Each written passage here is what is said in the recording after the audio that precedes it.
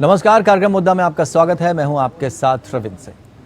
अल्पसंख्यकों के लिए खतरनाक बनते जा रहे अफगानिस्तान में रहने वाले हिंदुओं और सिखों को भारत सरकार ने देश बुलाने का फैसला किया है और काबुल में गुरुद्वारे पर हुए हमले के बाद हिंदुओं और सिखों को ई वीजा जारी कर दिया गया। रिपोर्टों के मुताबिक राजधानी काबुल शहर में सिख गुरुद्वारा पर लक्षित हमले के बाद भारत सरकार ने अफगानिस्तान में रहने वाले 100 से ज्यादा सिखों और हिंदुओं को प्राथमिकता के आधार पर ई वीजा दे दिया।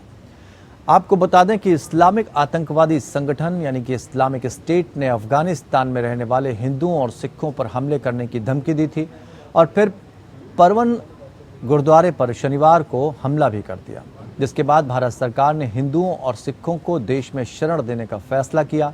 गुरुद्वारे में हुए हमले में 2 लोगों की मौत हो गई और 7 घायल हो गए। ये हमला एक बड़ी त्रासदी बन सकता था अगर मौके पर मौजूद सुरक्षा गार्डों ने अपनी जान जोखिम में डालकर विस्फोटक से भरे एक वाहन को गुरुद्वारे में पहुंचने से पहले ही रोका नहीं होता। हमला सुबह सुबह हुआ और उस वक्त करीब 30 लोग गुरुद्वारे के अंदर मौजूद थे। मृतकों में गुरुद्वारे में एक सिख व्यक्ति और गोलीबारी में तालिबान की इस्लामिक अमीरात सेना का एक जवान शामिल था। 3 हमलावरों को बाद में तालिबान बलों ने मार गिराया। दरअसल इस्लामिक स्टेट लगातार अफगानिस्तान में अल्पसंख्यकों और शिया मुसलमानों को निशाना बनाता आ रहा है। आईएसआईएस खुरासान से जुड़े हमलावरों ने घातक हमले की जिम्मेदारी ली। एसोसिएटेड प्रेस ने गृह मंत्रालय के प्रवक्ता के हवाले से कहा कि पहले बंदूकधारियों ने एक हथगोला फेंका जिससे गुरुद्वारे के गेट के पास आग लग गई। वहीं शनिवार को प्रधानमंत्री नरेंद्र मोदी ने बर्बर आतंकवादी हमले की निंदा की और कहा कि वो भक्तों की सुरक्षा और कल्याण के लिए प्रार्थना कर रहे हैं। पीएम मोदी ने ट्वीट करते हुए कहा कि काबुल में करते परवन गुरुद्वारे के खिलाफ कायरतापूर्ण आतंकवादी हमले से मैं स्तब्ध हूं। मैं इस बर्बर हमले की निंदा करता हूं और भक्तों की सुरक्षा और कल्याण के लिए प्रार्थना करता हूं। वहीं भारतीय विदेश मंत्री एस जयशंकर ने भी गुरुद्वारे पर कायराना हमले की कड़ी निंदा की और कहा कि सरकार घटना के बाद की स्थिति की बारीकी से निगरानी कर रही है। अफगानिस्तान में सिखों पर लगातार हो रहे हमलों के बाद सिख समुदाय ने मोदी सरकार से शरण देने की गुहार लगाई। मीडिया से बात करते हुए हमले में घायल सिख परिवार के एक सदस्य ने मोदी सरकार से गुहार लगाते हुए उन्हें भारत बुलाने की मांग की थी। घायल के परिवार ने कहा कि अफगानिस्तान में सिखों के सिर्फ 20 परिवार बचे हैं और उन्होंने मोदी सरकार से जल्द अफगानिस्तान से बाहर निकालने की गुहार लगाई थी। उन्होंने कहा कि अगर मोदी सरकार उन्हें वीजा देती है तो वो फौरन भारत आ जाएं और अब रिपोर्ट है कि मोदी सरकार ने सिखों के साथ साथ डर के साए में जीने वाले अफगान हिंदुओं को वीजा दे दिया है, वो भी ई वीजा जारी कर दिया है। तो समझना होगा कि काबुल हमले के मायने क्या है। आज का विषय हमारा यही है। 2 खास मेहमानों से हम चर्चा करेंगे, समझने की कोशिश करेंगे कि जिस तरह से हमले हुए हैं। संजीव श्रीवास्तव सामरिक मामलों के जानकार हैं, हमारे साथ जुड़े हुए हैं। जितेंद्र कुमार ओझा हमारे साथ जुड़े हैं, जियोपॉलिटिकल एक्सपर्ट हैं। आप दोनों मेहमानों का बहुत बहुत स्वागत। जितेंद्र जी, आपसे शुरुआत करना चाहेंगे और समझना चाहेंगे इस हमले के मायने। ऐसा नहीं है कि पहली बार हमला हुआ है, इससे पहले भी कई हमले हो चुके हैं और इस गुरुद्वारे को अब निशाना बनाया जा रहा है। ये भी कहा जा रहा है कि शायद ये आखिरी गुरुद्वारा है जहाँ पर 140 सिख जो समुदाय है वो रहते हैं। 1970 की अगर हम बात करें तो उस दौर में 1 लाख सिख परिवार यहाँ पर रहते थे, लगभग 1 लाख सिख यहाँ पर थे और अब धीरे धीरे घटकर तादाद इस तरह की हो गई है। एक घबराहट फिर से पहले जैसी देखने को मिल रही है। जब एक वक्त था 1970 और 80 के दशक में भारत और पाकिस्तान की शरण ली थी इस तरह से सिख समुदाय के लोगों ने, क्या वही माहौल खौफ का फिर से बन रहा है? फिर से शरण लेने की कोशिश की जा रही है? क्या मायने हम लगे? देखिए, ये खौफ का माहौल रुक के हमेशा से बनता आया है। ऐसी बात नहीं है कि ये पहली बात है। आप देखें कि इस पूरे इलाके में जहाँ से हिंदू और सिख की पॉपुलेशन, पाकिस्तान में भी देखें कि मैं नहीं कह रहा हूँ, न्यूयॉर्क टाइम्स की रिपोर्ट कहती थी कि 22% हिंदू हुआ करते थे, कहाँ गए? 1% से भी नीचे चले गए। तो ये जो एथनिक क्लिंजिंग का जो ये है एक एजेंडा है जो इस्लामिक रेडिकल है, वो उनका एजेंडा ले जा रहा है कि हम हर तरीके से सेंट्रल एशिया से लेके यहाँ से होते होते अब सिकुड़ते चले जा रहे हैं कि सिकुड़ के जो है इन तमाम जगह से जो है गैर इस्लामिक लोग जो है वो चले आ रहे हैं। दिक्कत ये है इसमें कि ये मैं कई दफे कह चुका हूँ कि बहुत ही कॉम्प्लेक्स, बहुत ही जटिल किस्म का ये वॉर है। इसके कई एक पहलू है। एक पहलू ISI का है और एक पहलू ब्रेन वॉश करके लोगों के दिलों में इतनी नफरत पैदा कर दी गई है गैर मुसलमानों के लिए और मुसलमानों में भी उन लोगों के लिए जो एक पर्टिकुलर तरीका है, जो एक खास वर्जन है इस्लाम का, उससे इत्तेफाक नहीं रखते हैं। इसके पहले भी मैंने कहा कि देखिए इसके आने के बावजूद, तालिबान के आने के बावजूद इतने सारे इस्लामिक ग्रुप हैं, उनमें आपस में टकराव होना ही होना है और तालिबान के लिए सुरक्षा प्रदान करना, गवर्नेंस प्रदान करना बड़ा मुश्किल होगा, क्योंकि ये हमेशा से एक इंसर्जेंट ऑर्गेनाइजेशन रही। इसमें ये बात उसकी वाकई काबिल तारीफ रही कि उसके तालिबान के सैनिक ने बचाने की कोशिश की, लेकिन जो IS की जिस बात कर रहे हैं इस्लामिक स्टेट और खास करके इस्लामिक स्टेट खुरासान, आप देखें कि जब अमेरिका विड्रॉ कर रहा था पिछले साल अगस्त में, उस वक्त भी इन लोगों ने क्या किया कि उस वक्त भी उन्होंने ब्लास्ट किया। तो तालिबान जो है उसको प्रोटेक्ट करने की सिचुएशन में नहीं है। तो कुल मिला कि ये सिचुएशन ये लग रही है कि तालिबान में एक तो टर्बुलेंस जारी रहेगा, दूसरा जो गैर मुसलमान लोग हैं उनके खिलाफ जो नफरत का ये है वो भी जारी रहेगा और तालिबान आज भी सुरक्षा प्रदान करने की स्थिति में नहीं है।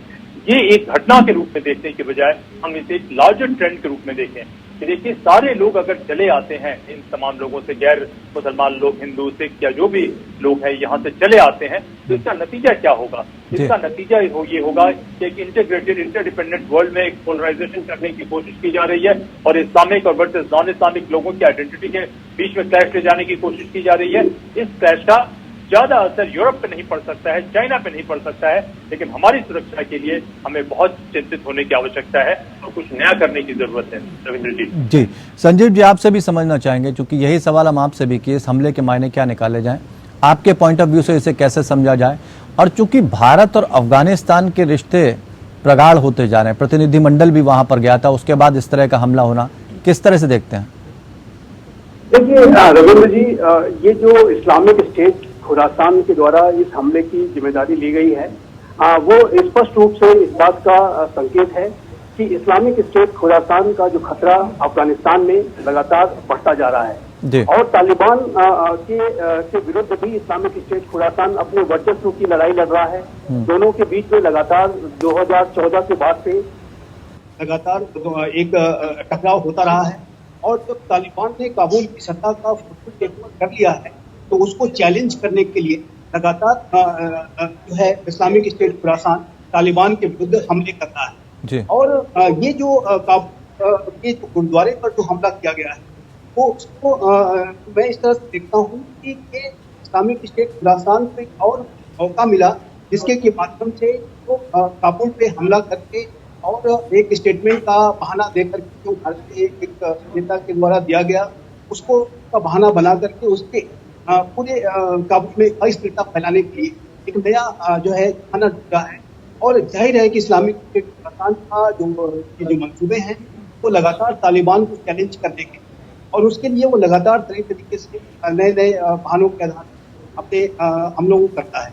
एक बात और भी स्पष्ट है कि इस्लामिक स्टेट खुरासान की जो सोच है वो तालिबान से कहीं ज्यादा बेहतर है, कहीं ज्यादा वो क्रूर तरीके से हमले करते हैं और उनका जो लक्ष्य है वो अफगानिस्तान में अपने प्रभाव बनाने का है, तालिबान की सरकार को चैलेंज करने का है। और ये जो काबुल का हमला यदि था वो स्टेटमेंट दिया गया, प्रॉफिट मोहम्मद के बारे में बातें कही गई, इसके विरुद्ध ये हमला किया गया है। लेकिन वास्तविक रूप से देखें ये जो हमले हैं ये इस्लामिक लगातार कर रहा है, उसने एक बार एक नया बहाना ढूंढा है बयान का, लेकिन उसका जो मुख्य लक्ष्य तालिबान की सरकार को चैलेंज करने का और प्रभाव बढ़ाने का है। जब अगर संजीव जी इसको देखा जाए, जो देश खुद अस्थिर है, जिसकी सरकार को अभी तक अंतर्राष्ट्रीय स्तर पर मान्यता नहीं मिली, ऐसे में वो कहीं ना कहीं कोशिश करता है आतंकवाद को रोकने की। दूसरी तरफ खबरें ये भी आई कि आतंकवाद लगातार पनप रहा है, कई संगठन फिर से खड़ा होने की कोशिश कर रहे हैं, उसमें पाकिस्तान का रोल अहम माना जा रहा है और इस हमले में भी कहीं ना कहीं पाकिस्तान का रोल माना जा रहा है। ऐसे में क्या दो तस्वीरें पेश करने की कोशिश की जा रही है कि अफगानिस्तान जो और भारत की जो बीच की बढ़ती हुई दोस्ती है उस पर कहीं ना कहीं नजर टिकी हुई है, उसको लेकर भी ये हमला हो सकता है?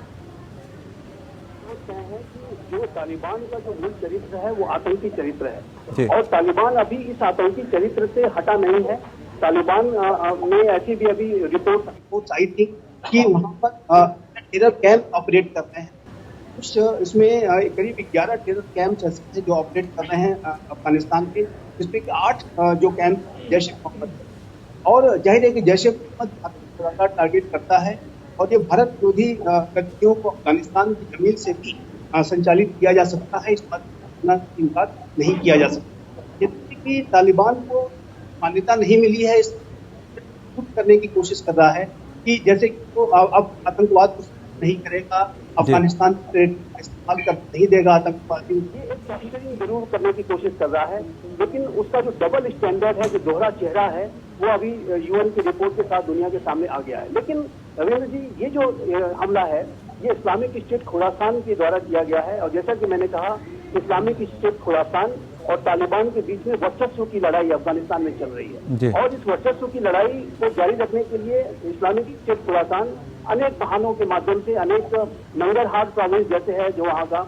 नंगरहार प्रोविंस में इस्लामिक स्टेट खुरासान का अभी भी बड़ा बेस है और उस बेस का इस्तेमाल करते हुए अनेक हमले करते हैं और लगातार वो सुसाइड बॉम्बिंग्स के माध्यम से, जिस समय अमेरिका की सेना अफगानिस्तान छोड़ रही थी तो काबुल एयरपोर्ट पे जो हमला हुआ था वो भी इस्लामिक स्टेट खुरासान के द्वारा ही किया गया था। तो इस्लामिक स्टेट खुरासान लगातार हमले कर रहा है और उसका लक्ष्य तालिबान को चैलेंज करना और अपने प्रभाव को बढ़ाने का है। लेकिन इस बार का ये जो हमला है गुरुद्वारे पे, उसने एक बयान का आधार लेते हुए, प्रॉफेट मोहम्मद के संदर्भ में जो बयान दिया गया उसका आधार लेते हुए उसने हमला किया है। काबुल हमले के मायने को समझने की कोशिश कर रहे हैं। एक बार फिर से गुरुद्वारे पर हमला हुआ है और अब जो है अल्पसंख्यक समुदाय पूरी तरह से डरा हुआ है। हम समझने की कोशिश कर रहे हैं जो स्थितियां बन रही हैं उसमें आने वाले समय में भारत और अफगानिस्तान के रिश्तों में किस तरह की स्थिति बनेगी। दूसरी तरफ ई वीज़ा जारी कर दिया, अगर सारा समुदाय इधर आ गया तो फिर अफगानिस्तान की स्थिति अंतर्राष्ट्रीय स्तर पर क्या बनेगी? क्या वो अपने आप को ये साबित कर पाएगा कि हम एक बेहतरीन सरकार देने की कोशिश कर रहे हैं? भारत के साथ राजनयिक संबंध बनाने की कोशिश कर रहे थे। यही नहीं, तालिबान सैनिकों को ट्रेंड करने के लिए भी भारत से कहा गया। तो ऐसे में ये संबंध कैसे स्थापित होंगे? दो खास मेहमान संजीव श्रीवास्तव जी और जितेंद्र कुमार ओझा लगातार अंतर्राष्ट्रीय परिदृश्य में और भारत और अफगानिस्तान के रिश्तों को साफ करने की कोशिश कर रहे हैं और मुझे लगता है मैं जितेंद्र कुमार ओझा जी से ब्रेक के बाद शुरुआत करता हूं। जितेंद्र जी, अब जो परिस्थितियां बनेगी, चूंकि अफगानिस्तान भारत सरकार से बहुत कुछ चाहता था, प्रतिनिधिमंडल गया, ये भी चाहते थे कि एक बार फिर से वहां पर राजदूत पहुंचे, राजनयिक स्तर पर उनके संबंध बेहतरीन हो। यही नहीं, सेना को भी मजबूत करने की बात कर रहे थे कि उनके जो लड़ाके हैं उनको सेना की ट्रेनिंग दी जाए, भारत से गुहार लगाई थी, गुजारिश की थी।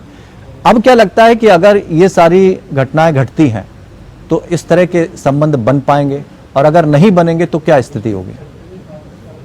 आपके चैनल पे और दूसरे चैनल पे पहले भी मैंने कहा कि हालांकि तालिबान को क्रिएट करने वाली पाकिस्तान की आईएसआई है, लेकिन आने वाले समय में जिस तरीके से कई ग्रुप स्प्लिंटर हो चुके हैं, खुद तालिबान स्प्लिंटर हो चुकी है, टीटीपी पाकिस्तान में लड़ाई कर रही है, तो कुछ मुद्दों पे तालिबान में भी बिखरा हुआ है और कुछ मुद्दों पे पाकिस्तानी आईएसआई के साथ उनके डिफरेंसेस होंगे और आईएसआई में और तालिबान के डिफरेंसेस हमें बड़े साफ नजर आ रहे हैं। यहाँ तक कि इस्लामिक स्टेट खुरासान की आप बात कर रहे हैं, इस्लामिक स्टेट खुरासान में दो लोग जो खास करके हैं, अभी उसके करंट जो अमीर हैं, कुछ अल शबाब मुहाजिर हैं, वो हक्कानी नेटवर्क में हुआ करते थे, कभी उनकी पाकिस्तानी आईएसआई के साथ बड़े अच्छे ताल्लुकात थे। यहाँ तक कि जो फाउंडर हैं इस्लामिक स्टेट खुरासान के, उनके भी आईएसआई के ये हैं। तो देखिए, इनके भीतर मैंने कहा कि ये ग्रुप कुछ भी क्यों ना हो, इनके भीतर डिफरेंसेस आने ही आने हैं, चाहे वो डिफरेंसेस किसी बात को लेके आए। लेकिन एक चीज को हमें ध्यान रखना है कि कुछ भी क्यों ना हो जाए, तालिबान का एक लिबरल होना, लिबरल मुस्लिम फेस प्रेजेंट करना या अफगानिस्तान को लिबरलाइज करना, ये बात की तरह है। इनके भीतर अपने फैक्ट्रीसाइडल वॉर्स हैं, इस वॉर से बहुत सारी चीजें, आइडियोलॉजी एक फैक्टर है, लेकिन आप देखें कि 80 से 84% ड्रग जो है, हाई क्वालिटी ड्रग जो है, उसकी मैन्युफैक्चरिंग कहाँ होती है? अफगानिस्तान में होती है। और दुनिया में कहीं पर भी इंसर्जेंसी या टेररिज्म कभी टैक्स पेयर के पैसे से लड़ी नहीं जाती है। तो उसके लिए भी ये लड़ाई चल रही है इस्लामिक स्टेट खुरासान में और तालिबान में। हालांकि तालिबान ने कहा है कि वो जो है ड्रग्स के इस पे वो पाबंद लगाने जा रहा है, लेकिन ये कहने की बात है, क्या होता है हम जानते नहीं है। तो देखिए, ये इनके भीतर की एक पैस्टिसाइडल वॉर है और ये पूरा इकोसिस्टम जो इस्लामिक रेडिकलिज्म का है, वो जो है हमारे लिए बहुत ही खतरनाक है। पश्चिम यहाँ से दूर है, संभव है कि पश्चिम ने और इन लोगों ने कुछ अंडरहैंड डील कर लिया और शॉर्ट टर्म में हमें भी टेक्निकली कुछ अंडरस्टैंडिंग करने की जरूरत है, लेकिन लॉन्ग टर्म में मेरा मानना है कि पूरे इकोसिस्टम को अगर ध्वस्त नहीं किया गया, बाहर में भी और भीतर में भी जो इस्लामिक रेडिकलिज्म के, तो हमारी सुरक्षा पे सबसे अधिक आंच आने की संभावना है। और कई दफे कहा जाता है, आखिर में ये कहूंगा, जैसे पाकिस्तान आईएसआई ने ये प्रमोट किया या इतने सारे ग्रुप्स को बनाया, कहा जाता है हमीद गुल के बारे में कि वो पैक जिहाद के पिता वही हैं, जनक वही हैं, लेकिन इसको पैदा करने के बाद इनको कंट्रोल करना, कोऑर्डिनेट करना और अपने कब्जे में रखना ये संभव नहीं होता है। इन ग्रुप की फितरत ऐसी होती है कि वो बिखरते ही रहते हैं। तो कभी अब इन दोनों के बीच में ये डिफरेंसेस आ गए हैं, लेकिन एक बात ध्यान दें, वो किसको अटैक कर रहे हैं और कितने मुस्लिम या इस तरीके के लोग हैं जिसको कंडेम कर रहे हैं। आप जो बात कह रहे हैं तालिबान की, तालिबान के साथ हमारी एक लिमिटेड टैक्टिकल अंडरस्टैंडिंग हो सकती है, क्योंकि तालिबान और पाकिस्तान में डिफरेंसेस आज बढ़े, कल बढ़े, परसों बढ़े, उसकी संभावना है। लेकिन सर, हम जो रिपोर्ट सुन रहे थे उसमें 2022-23 के बजट में अफगानिस्तान को 200 करोड़ रुपए बजट भी आवंटित करने की बात कही गई थी। दूसरी तरफ हम एक बात और बता दें, विवेक काटजू जो पूर्व भारतीय राजदूत रहे हैं, उन्होंने कहा था कि भारत की स्थायी उपस्थिति का मार्ग प्रशस्त होगा अगर हम अच्छे संबंध बनाते हैं। तो ऐसी स्थिति में अगर ये तो दो तरह की नीतियां हो गई ना, ये तो फिर आप कैसे कह सकते हैं कि हमारा बहुत ज्यादा इन्वॉल्वमेंट नहीं है उन पर? नहीं, देखिए, दो तरह की नीतियां क्या, हमारा मकसद क्या है? हमारा मकसद ये नहीं है कि तालिबानी एजेंडा चलते रहे। कभी कहते हैं डिप्लोमेसी का एक उसूल है कि आप अगर अपने दुश्मन से भी लगातार बातचीत करते रहे तो कोई ना कोई कॉमन ग्राउंड, कोई ना कोई मीटिंग पॉइंट निकल सकती है। तो तालिबान से हमारी अंडरस्टैंडिंग या एंगेजमेंट की एकमात्र वजह है जो पाकिस्तान से थ्रेट आ रहा है, पाकिस्तान को चाइना की बैकिंग मिल रही है, इस थ्रेट को हम किसी तरीके से डाइल्यूट कर सकते हैं, तो उसमें रहने की इसकी एक लिमिटेड यूटिलिटी है। लेकिन लॉन्ग टर्म एजेंडा भारत का यही होना चाहिए कि कैसे हम इस्लामिक रेडिकलिज्म, टेररिज्म और ऑर्गेनाइज्ड क्राइम, इन तीनों को कैसे कंटेन करें। और इन तीनों को कंटेन करने के लिए मैं समझता हूं कि चैलेंजेस काफी बढ़ते जा रहे हैं। जी संजीव जी, ऑर्गेनाइज्ड क्राइम और दूसरी तरफ एक सवाल ये भी कि चाइना का मुस्लिम देशों से निकटता, ये दो चीजें देखने को मिली हैं, और खामोशी बरतना आतंकवाद को लेकर। अगर इस तरह की चीजें आएंगी तो क्या लगता नहीं कि भारत के लिए मुश्किलें खड़ी होंगी? और एक ऐसी सरकार या एक ऐसे देश को सपोर्ट करना जिसकी सरकार को अभी तक अंतर्राष्ट्रीय स्तर पर मान्यता नहीं मिली है, भारत कैसे अपने आप को स्थापित करेगा, कैसे खड़ा होगा, और क्या भारत का रुख होना चाहिए? देखिए, भारत अफगानिस्तान के साथ और विशेष रूप से अफगानिस्तान के जो लोग हैं उनके साथ अपने संपर्कों को बनाए रखना चाहेगा। भारत और अफगानिस्तान के अगर पीपल टू पीपल कनेक्ट की बात करें तो अफगानिस्तान के लोगों के अंदर भारत के प्रति एक गहरा सम्मान है। और भारत ने 2001 से 2000 तालिबान की काबुल की सत्ता के टेक ओवर करने से पहले तक पिछले वर्ष तक लगातार जो है भारत ने अफगानिस्तान की मदद की है। $3 बिलियन से भी ज्यादा का इन्वेस्टमेंट भारत ने अफगानिस्तान में किया था, चाहे वो अफगानिस्तान की पार्लियामेंट बनाने की बात हो, डैम्स बनाने की बात हो, ब्रिजेस, रोड्स बनाने की बात हो, इंफ्रास्ट्रक्चर डेवलपमेंट की बात हो। भारत ने लगातार अफगानिस्तान ऐसे देश की संजीव जी मदद करना जिसका अपना वजूदी खतरे में है और बाकी बड़े देश सपोर्ट ही नहीं कर रहे हैं, वो भारत पर भी दबाव बना रहे हैं रशिया यूक्रेन युद्ध के बाद, ऐसे में लगता नहीं कि भारत को थोड़ा सा संभलना चाहिए? देखिए, भारत बिल्कुल संभल के ही चल रहा है और भारत ने अभी तक जो तालिबान के काबुल की सत्ता पर फोर्सफुल टेक ओवर को लेकर के जो पॉलिसी अपनाई है वो मेरे विचार से बिल्कुल उचित पॉलिसी है। भारत ने तालिबान की सरकार को मान्यता नहीं दी है और आगे आने वाले समय में इसकी दूर दूर तक कभी संभावना नहीं दिखाई देती है। लेकिन जहां तक अफगानिस्तान के आम लोगों की मदद की बात है तो मुझे ऐसा लगता है कि आम लोगों की मदद करने की कोशिश भारत करेगा। गेहूं का जो की खेप पहुंचाई गई, अभी हाल में ही हमारे एक डेलीगेशन ने काबुल की विजिट भी की थी और उस विजिट का पर्पस भी वहां के आम लोगों की मदद करने का था। तालिबान की सरकार को मान्यता देने का अभी कोई प्रश्न नहीं उठता। संजीव जी, वक्त चूंकि कम है, जितेंद्र जी हम 30 सेकंड में आपसे जवाब लेना चाहेंगे चलते चलते कि जब सिख समुदाय या जितने भी लोग वहां पर भारतीय या अल्पसंख्यक बचे हैं यहाँ आ जाएंगे तो क्या लगता है कि भारत जो है अपनी रणनीति में परिवर्तन करेगा? देखिए, मेरा तो हमेशा से मानना है कि अगर सारे लोग हमारे धरती पे आ गए तो हम अपने आप को संकुचित करते जा रहे हैं। हमारी सभ्यता कभी बहुत विशाल हुआ करती थी और ये सभ्यता, ये सोच जो है सिर्फ हमारे भीतर आके संकुचित हो रही है। तो हमें एक रणनीति में परिवर्तन करने की जरूरत ये है कि हम किस तरीके से इस्लाम के साथ एंगेज करें और एक साइकोलॉजिकल वॉर नहीं, इनको कैसे कोऑप्ट करें, कैसे एक मिडिल ग्राउंड बहुत अच्छी बात किया आपने। मिडिल ग्राउंड में कोएग्जिस्ट करना संभव होगा। हमें उस रणनीति की तरफ चलना होगा और हमें तो इस्लामिक रेडिकलिज्म से लड़ना है और ये लड़ाई काफी लंबी चलनी है क्योंकि ये हमारा सिविलाइजेशन स्पेस है जो धीरे धीरे श्रिंक होते जा रहा है, हमारे हाथ से निकलता जा रहा है। बिल्कुल, और साइकोलॉजिकल जो लड़ाई है उसमें एक लंबा समय लगता है। बहुत बहुत शुक्रिया आप दोनों खास मेहमानों के साथ इस चर्चा में शामिल होने के लिए। तो फिलहाल समझना होगा इस हमले के मायने। भारतीय अल्पसंख्यकों पर जब हमले होते हैं और जिस तरह से हमले हो रहे हैं, निश्चित तौर पर वो एक गंभीर खतरा है। अफगानिस्तान की स्थिति आर्थिक रूप से तो कमज़ोर हुई है, अंतर्राष्ट्रीय स्तर पर भी उसकी सरकार को मान्यता नहीं मिली है, इसलिए परिस्थितियाँ बहुत ही दुर्गम है वहाँ पर, उसके लिए संकट खड़ा हो सकता है। इसलिए भारत सरकार से अल्पसंख्यकों ने गुजारिश की है कि उनको वहाँ से निकाला जाए और भारत सरकार ने भी ई वीज़ा उनको जारी कर दिया है ताकि वो सुरक्षित यहाँ पर पहुँच जाए। लेकिन जिस तरह से आतंकवाद बढ़ रहा है उसको लेकर अंतर्राष्ट्रीय मंच पर चर्चा होनी बहुत ज़रूरी हो जाती है। फिलहाल कार्यक्रम मुद्दा में इतना ही, जुड़े रहिए हमारे साथ।